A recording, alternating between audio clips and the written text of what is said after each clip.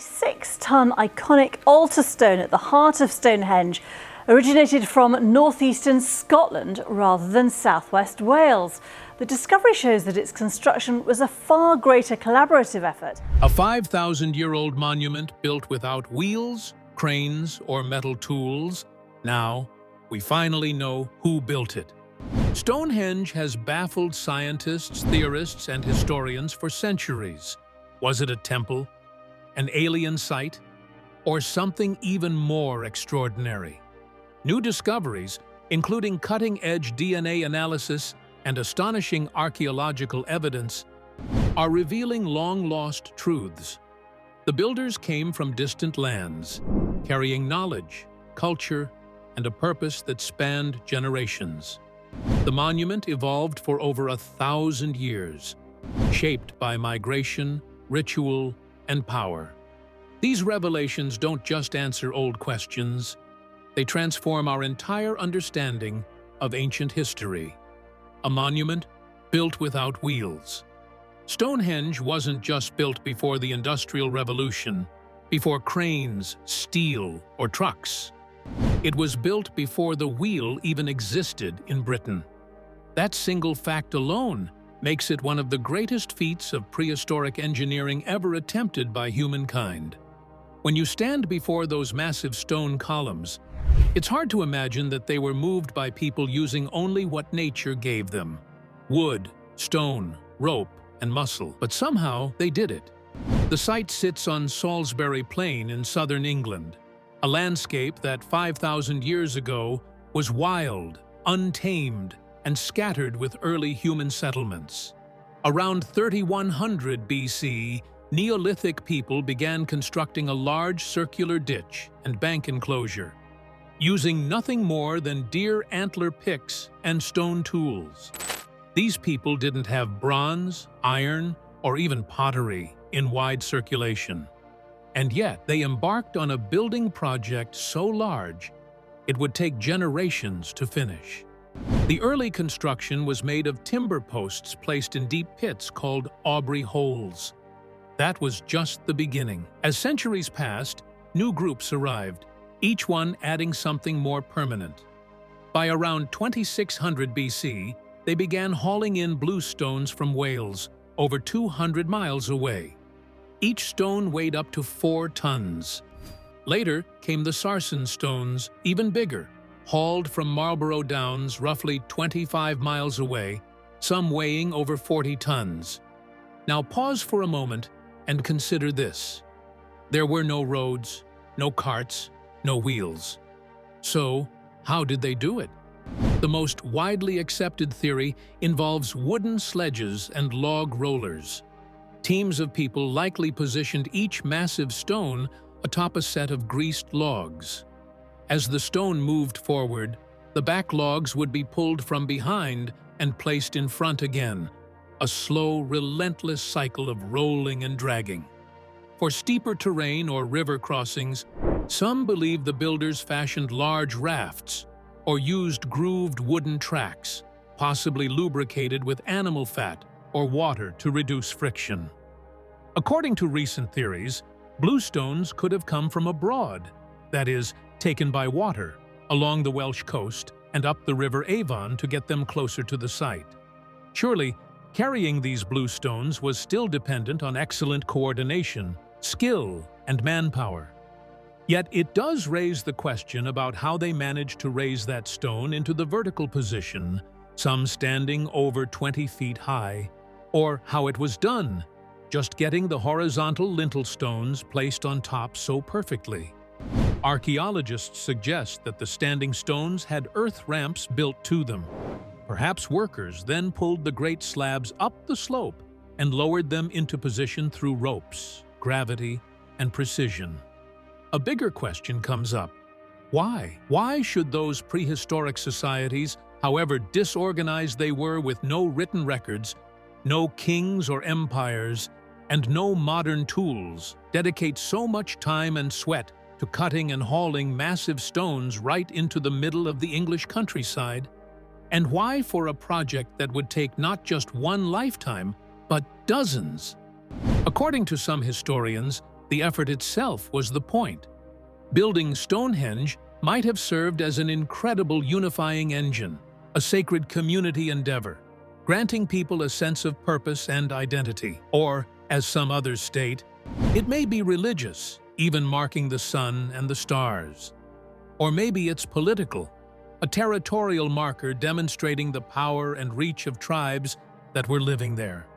Irrespective of the motivation, what is common is this: Stonehenge could never have been about what they couldn't do, but it was all about what they were determined to do anyway. And as we'll soon discover, those enormous stones, the ones they moved without wheels, aren't even the most mysterious part. Where did those stones come from? That's a whole other mystery. The mystery of the blue stones. They weren't the largest stones at Stonehenge, but they may have been the most mysterious. Scattered among the larger sarsens are 43 remaining blue stones, each weighing up to 4 tons. Not only do they appear earlier in Stonehenge's construction history, but what truly puzzles scientists is where they came from and how they got there. The blue stones are geologically distinct. Unlike the local sandstone used for the giant trilithons, these smaller stones are igneous and volcanic in nature. When geologists began to analyze them more closely in the 20th century, they made a startling discovery. These stones originated from the Preseli Hills in southwest Wales, over 200 miles away from Stonehenge. That's right. Prehistoric humans managed to transport dozens of multi-ton stones across a terrain that included mountains, forests, and rivers, all without wheels, cranes, or roads. The first question everyone asks is, why go through the unimaginable effort of dragging these stones across half the country when other materials were readily available nearby? Some experts believe the blue stones were symbolically or spiritually significant, perhaps connected to ancestral territories or sacred landscapes. There's even speculation that the stones themselves were believed to have healing powers. Others suggest that they were gifts or tributes from distant tribes to commemorate unity or alliance. Whatever the reason, the how is just as mind-boggling. One theory is that the builders moved the stones over land using wooden sledges and greased rollers, as with the later sarsen stones. This would have required hundreds of workers operating in sync over several years, moving just one stone at a time. The logistics are staggering: food, shelter, coordination. It wasn't just a construction job, it was a rolling migration. Another possibility is that the stones were floated along the Bristol Channel and then inland via rivers, particularly the River Avon. Some archaeologists have proposed that they were loaded onto massive wooden rafts, lashed in place, and towed for miles through water routes. While plausible, the danger involved in floating multi-ton rocks across swift rivers without modern technology would have been enormous. The geological twist arrived in the 1970s, when a new theory came to the fore, thereby changing the entire debate. Some geologists proposed that the blue stones were never moved by humans, but were instead carried by glaciers during the last ice age. These natural forces are known to move rocks over great distances, leaving behind glacial erratics, boulders far from their place of origin. According to this new theory, a glacier carried the blue stones from Wales and dumped them nearer to Stonehenge, where Neolithic builders merely picked them up from nearby. Sounds so easy, but there was a hitch. No evidence has ever been alleged or found for such glacial deposits near Stonehenge. In fact, detailed studies show the stones came from very specific outcrops in Wales, not just random glacial scattering. More recent studies corroborate the human transport theory, showcasing local quarry sites in the Preseli Hills, and even tool marks on some stones that indicate they had been purposely extracted and prepared for traveling a long distance. Indeed, there are stone-cutting pits and staging areas pointing towards the fact that the entire operation was a finely organized affair. If really they were not dragged on ice, nor flew about with a wave of a magic wand, prehistoric men would have moved them hither. They determined it, charted the course, and put into place one of the greatest ancient logistical endeavors. And this was all done thousands of years before anyone wrote about it. Still, even more puzzling than how they moved the stones is why the myths surrounding them refused to die. Because not long after the blue stones were laid, legends would rise, ones that blamed magic, giants, and even a certain wizard from Camelot. And those legends were just the beginning. The legend of Merlin's magic circle. Long before archaeologists began measuring lintel angles or analyzing stone origins, Stonehenge belonged to myth, and one name stood above all others in those ancient tales. Merlin. Yes, that Merlin. The legendary wizard of King Arthur's court, said to command dragons, spirits, and the very earth itself. According to medieval legend, Stonehenge wasn't built by humans at all, but by magic. The story goes like this. In the 5th century, after a devastating massacre of British nobles by invading Saxons, King Aurelius Ambrosius, the uncle of King Arthur, sought to build a grand memorial on the Salisbury Plain to honor the dead. But a monument of ordinary stone would not do.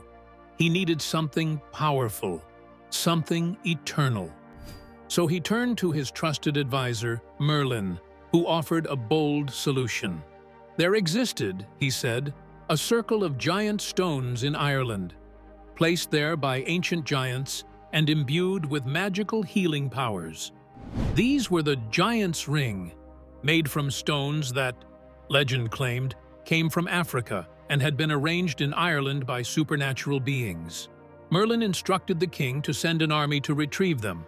The army succeeded in defeating the Irish defenders, but they couldn't move the stones.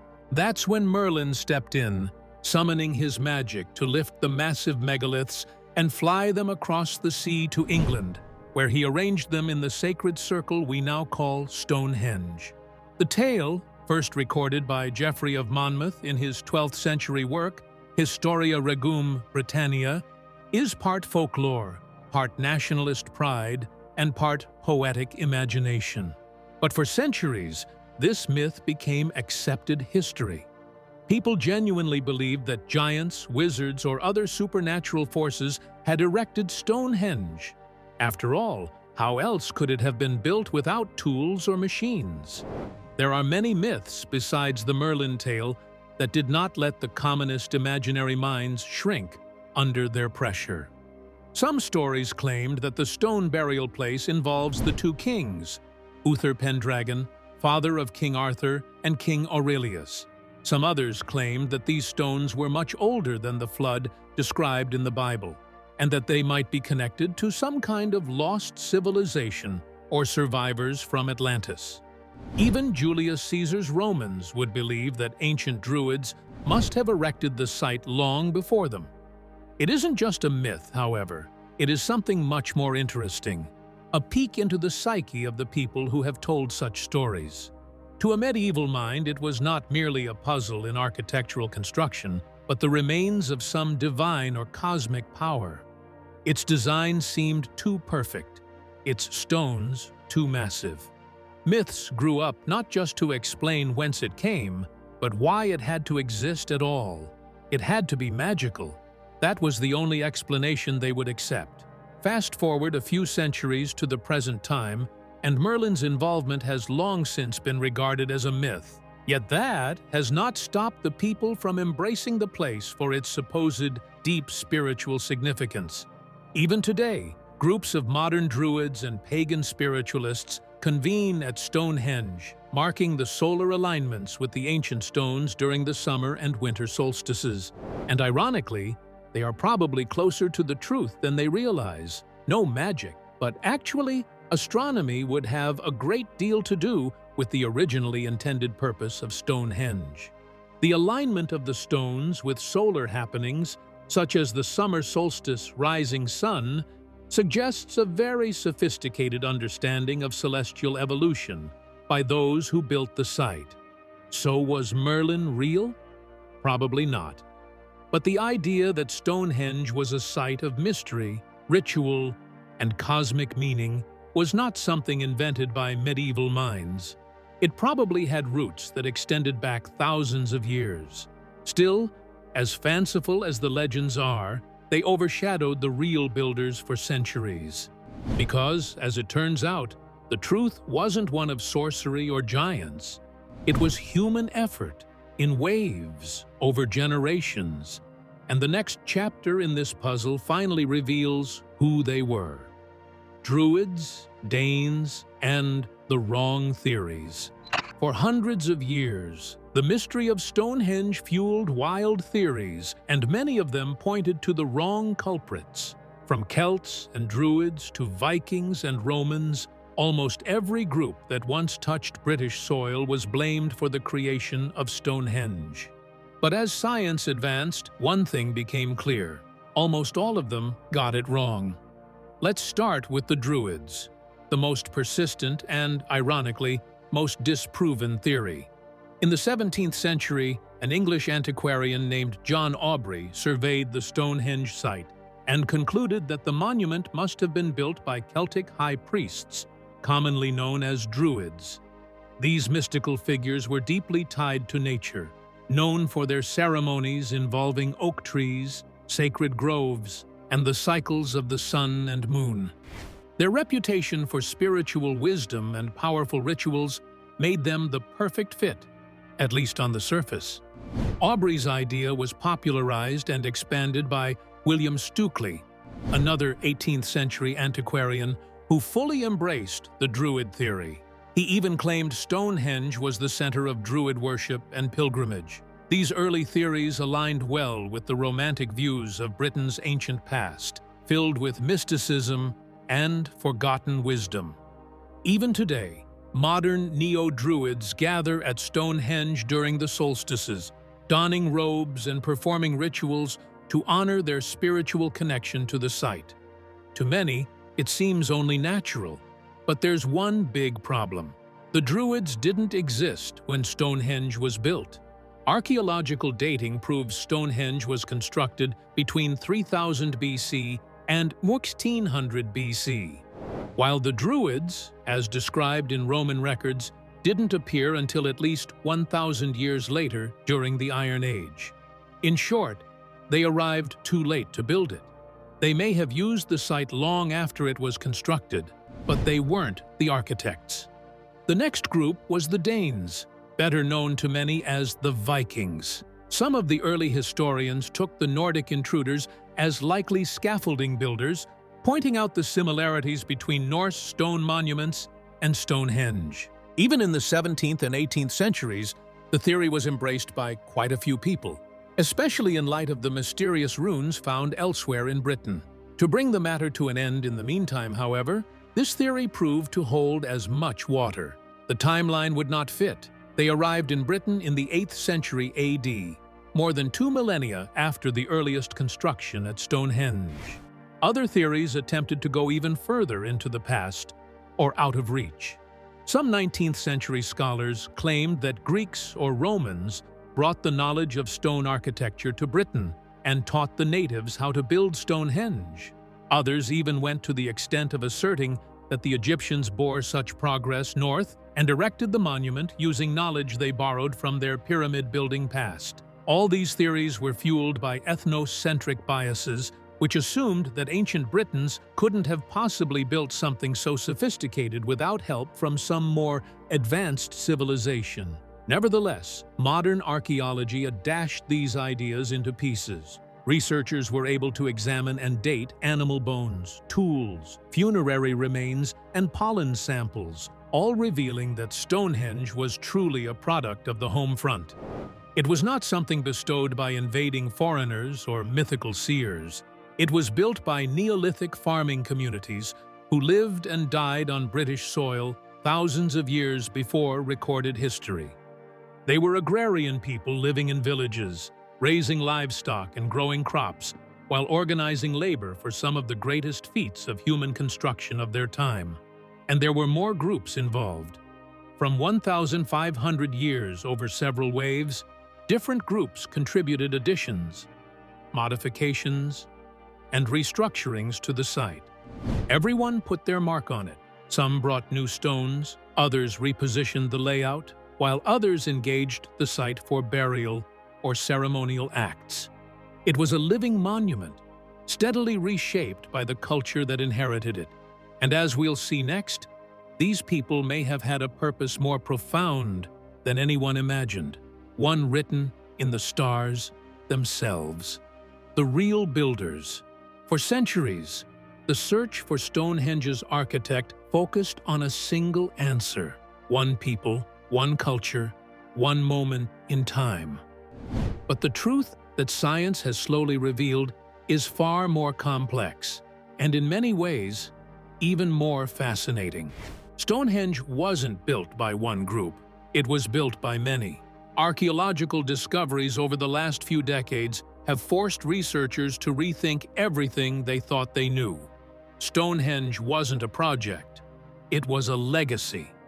A structure passed down, revised, and reimagined over more than 1,500 years. That means the people who began it weren't the same ones who finished it. Some of the final phases of construction happened 1,000 years after the first ditch was dug. It all started with the early Neolithic farmers around 3000 BC. These were agrarian people, likely descended from the first human populations to settle the British Isles. Using simple tools made from antlers, stone, and bone, they carved out the first circular ditch and bank on the Salisbury Plain.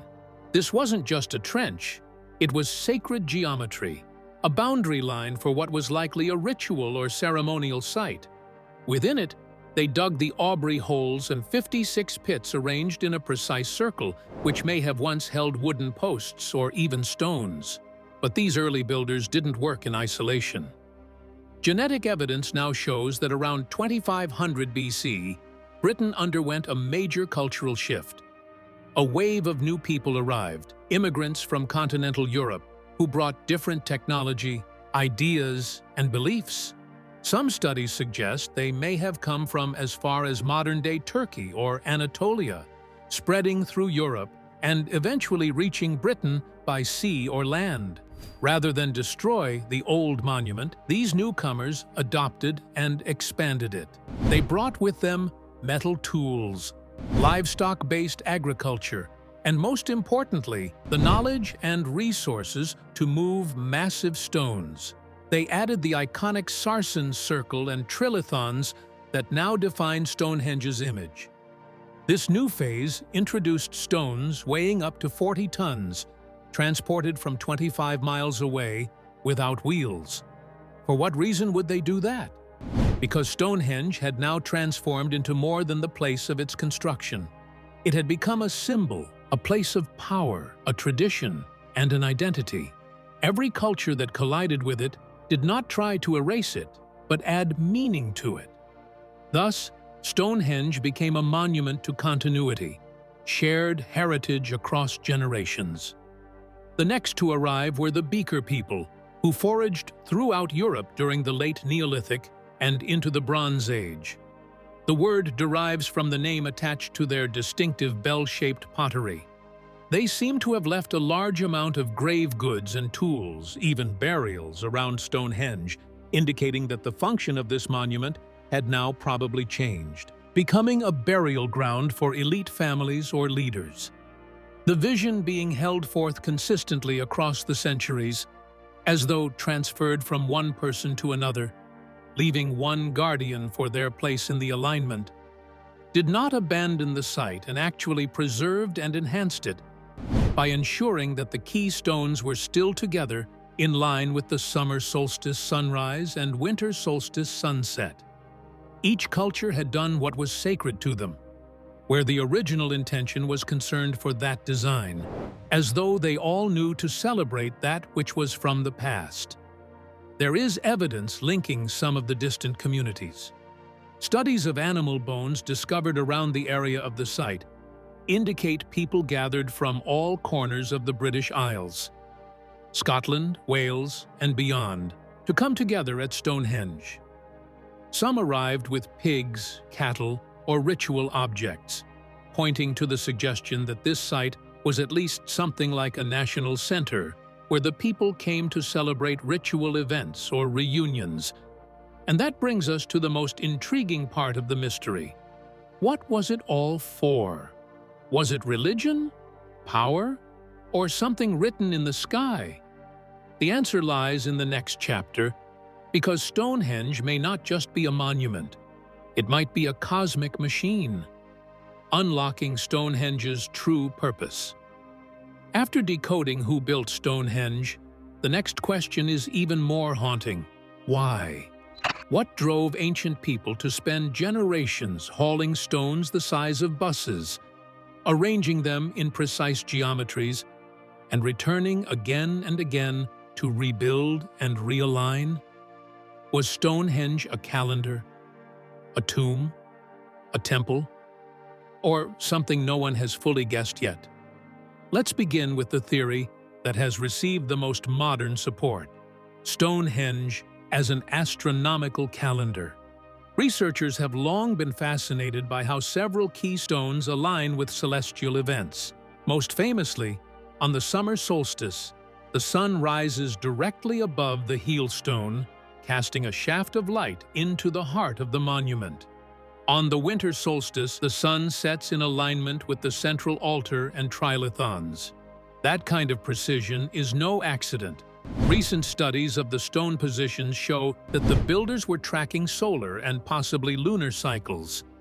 The structure may have functioned as a massive calendar, marking the longest and shortest days of the year. That would have been incredibly important for agrarian societies that relied on knowing planting and harvest times. But Stonehenge doesn't just mark a single event, it's potentially tracking multiple cycles. Theories have emerged that the Aubrey holes, the 56 pits that circle the monument, could have helped track lunar eclipses or the Metonic cycle, a 19-year pattern of moon phases aligning with the solar year. Some scientists believe it may have acted as a kind of analog computer, a tool to predict eclipses, solstices, and other cosmic phenomena. Still, others argue that Stonehenge wasn't just a calendar, it was a cemetery. Excavations around the site have uncovered cremated human remains, some dating to as early as 3000 BC at the very start of Stonehenge's construction. Many of the burials were of young adult males, possibly elite members of Neolithic tribes or clans. And even more compellingly, they were not randomly strewn about, but purposely buried inside the Aubrey holes and in proximity to certain stones. This would suggest that Stonehenge served as some kind of royal or sacred cemetery, possibly reserved for high-status individuals. So, actually, what stands here is more than a calendar. It is the grave marker memorials of a people whose spiritual world was centered upon ancestry and the cycle of life and death. Other theories suggest that Stonehenge served a ritual or cult purpose. The way the site is laid out, particularly that avenue leading into the circle, almost looks like a processional path. Evidence also indicates that groups congregated at Durrington Walls, another Neolithic site some distance away, and undertook a ritual journey to Stonehenge, either to commemorate the dead or celebrate seasonal change. Probably one of the more macabre interpretations of the site suggests it as the opening between the world of living people and that of the deceased beings. A fortuitous axis, some researchers argue, unites Stonehenge with its place on the Avon, an interzone of cultures implemented in the river's banks. Considering this alignment, the body of an expired soul was ferried downriver to Stonehenge for its farewell. Under these conditions, the Henge was a monument of shifts, a locality where the principles of our world and those of the cosmos mix. The other students believe anything, from healing sites to sound chambers or hallucination spots for landing UFOs. Various alternative schools of thought place the stone health system or the spiritual energies that potentiate health, and so forth. Geometric or megalithic links between Stonehenge and other ancient sites on the globe emerge from the proposition of an ancient interlocking network mapped by a forgotten civilization or even by extraterrestrial beings. And yet, no matter how deep we dig or how wide we scan the skies, one question always lingers. What if the biggest secret of Stonehenge wasn't in its stones, but in what came before them? Stonehenge, portal or prophecy? One of the oldest and most persistent ideas is that Stonehenge was built by extraterrestrials. That's right. According to some, the same mysterious beings who allegedly constructed the pyramids and the Nazca lines also dropped by the English countryside and assembled Stonehenge as part of a global navigation network. The idea is that these ancient monuments were used by alien ships to travel across the Earth using visual markers, because apparently, alien spacecraft needed landmarks instead of GPS. Proponents of this theory argue that Stonehenge's exact alignments with solar and lunar events, along with its resemblance to other ancient structures across the world, point to a shared blueprint, one too advanced for Neolithic humans to have created on their own. In their view, this kind of knowledge, tracking celestial bodies, aligning megaliths with solstices, had to come from a higher intelligence, possibly from a distant star system like Zeta Reticuli. They also point to the precision of the trilithons, 3 massive stones perfectly balanced, claiming such engineering couldn't be possible without advanced technology. Add in the mystery of how the stones were transported from hundreds of miles away, and for some, it's enough evidence to call it an alien intervention. But alien theories aren't the only ones trying to rewrite Stonehenge's origin story. Another group believes that Stonehenge is a kind of planetary energy node, sitting on a powerful geomagnetic vortex. According to this theory, Earth contains a grid of energy lines, often called ley lines, that crisscross the planet. Where these lines intersect, you get vortex points, where energy is said to be especially intense. Stonehenge, conveniently, sits on one of these intersections. Some believers assert that ancient peoples were sensitive to such energy points and able to harness their power.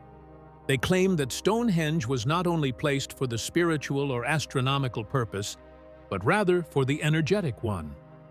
Some visitors even claim to feel vibrations pulling them or strange sensations inside the monument. In their eyes, Stonehenge is some sort of gigantic tuning fork wherein energies of nature are drawn into realms of healing, spiritual awakening, or contact with other realms. Hence, the most outlandish theory that Stonehenge is an interdimensional portal. Quite right. Some truly believe the stone circle is not merely a monument, but a kind of doorway, an access highway to yet another world or dimension altogether. To these, the alignment of the stones and their geometric design is not merely symbolic, but the very mechanism. At the right moment, perhaps solstice, or lunar eclipse, or magnetic spikes, Stonehenge becomes a gateway, an opening in space and time. There's no physical evidence. That hasn't stopped people from discussing strange happenings at the site. Sudden drops in temperature, light anomalies, or someone suddenly feeling watched. Others say they lost time or saw visions. This places Stonehenge not merely in ancient times, but in active use. Skeptics dismiss all of this as fantasy or wishful thinking, but there is an acknowledgement among the scientific community that we do not know everything. For all that we do know about how and when Stonehenge was built, why is still an enigmatic term. Was it a calendar, a graveyard, a temple for the gods, or something designed to do more than we understand? And maybe that's the thing that intrigues us the most about Stonehenge. So, was Stonehenge the work of prehistoric engineers, spiritual visionaries, interstellar cartographers, or maybe All of the above? Let us know who you believe really built it. And if the secrets buried in ancient stone give you chills, don't forget to like, comment, and subscribe. Because next time, we're going even deeper into the mysteries of Earth's forgotten wonders. Ready for more? Click the next video and keep the mystery going.